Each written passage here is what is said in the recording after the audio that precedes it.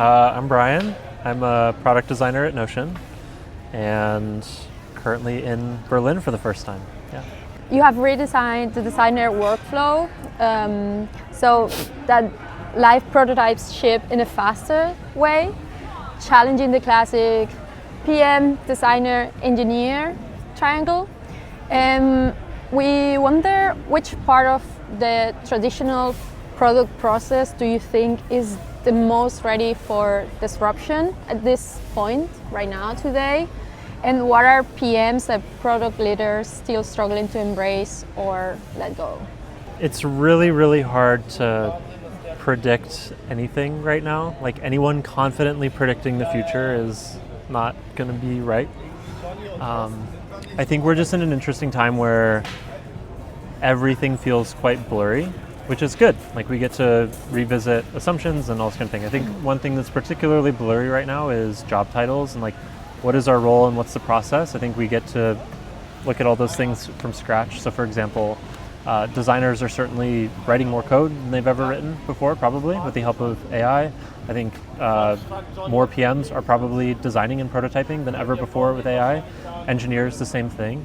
And so I think the biggest opportunity for disruption right now is people willing to break outside of their job title and don't be constrained by what your job title says you should do if the goal is for us to build useful software that solves problems for people.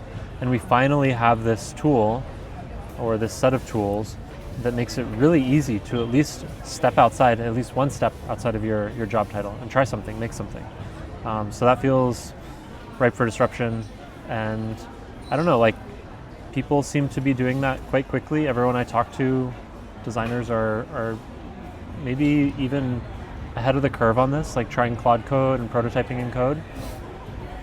So what do product leaders need to adapt for is like this. Like how do we get to the point where designers can prototype something quite realistic? Can we get that to a world where it can ship safely? How do we avoid it becoming slop? How do we avoid that causing like a very long queue of code review and having to pull in engineers to review just sloppy work not because the designer doesn't care, but rather because the AI is still quite nascent or the prompting was very exploratory and not intended to go to production. All of a sudden we need to take those ideas and figure out how to deploy them safely, make them secure, and not take up everyone's time. Because if we can solve that, then you end up with more people able to contribute to a production code base and ship features faster with less process. We just have to figure out how to do it safely with the right guardrails and hopefully keep quality high. It's more AI handles a bit of the execution. Then things like taste, judgment, curiosity, depth of experience are hard to define and also harder to hire for. So how do people now are supposed to assess whether someone has that depth, and how do you think is something that it can be developed or something you either show up that you have it or don't? It's going to be a tough situation because I think on one hand you can probably ask someone like, what did you make before 2023? Maybe 2024. Like, did you ship software before then? Was that software good? Did it solve real problems? And if the answer to those things is yes, like that person is probably like quite knowledgeable. They know how to ship things. It became blurrier around 2024 as more and more of this is like handed over to AI. But I suppose still the evaluation, it's going to be fuzzy, but it's something like you're going to know it when you see it. Like, has this person shipped a real thing that solves a real problem for real people? Have they worked on it for a non-trivial amount of time? Like it's easy to be a weekend warrior and ship a hacky side project in 20 minutes from your phone, right? But were you able to iterate on it? Were you able to like show it to real customers, get feedback, incorporate that feedback? So I think people who can talk about that and who can demonstrate that they've done that over time with or without AI, like those people are in a great position.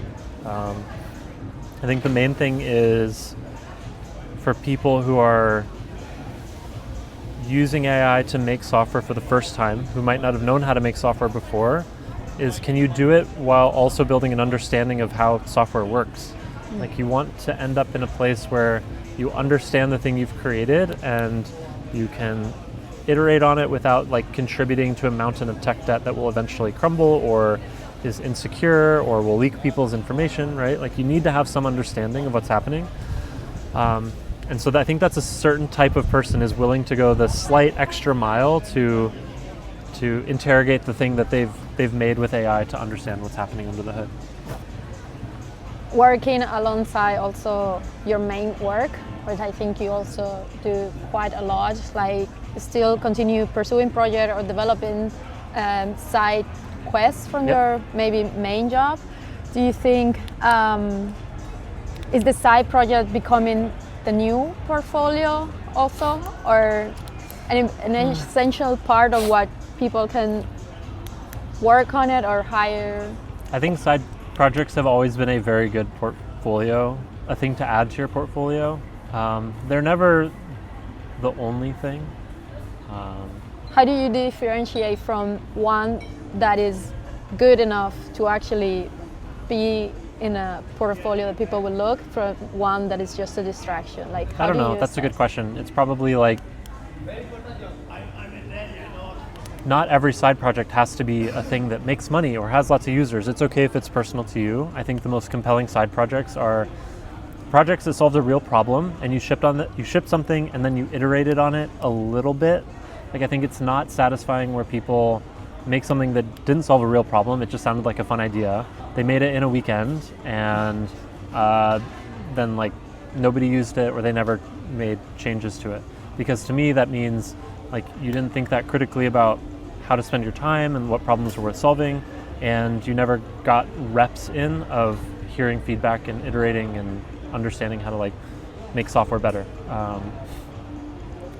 So I don't know, I guess that's why side projects are super useful to have on a portfolio.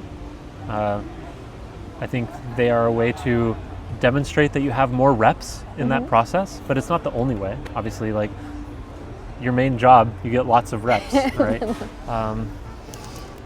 So yeah, I think side projects always been good. There probably won't be the main thing. I think people will still want to see some level of depth and expertise. If you will have to build for Europe, for example, would you have done something different? Would you approach designing in Europe differently? Well, I mean, there's the legal constraints, right?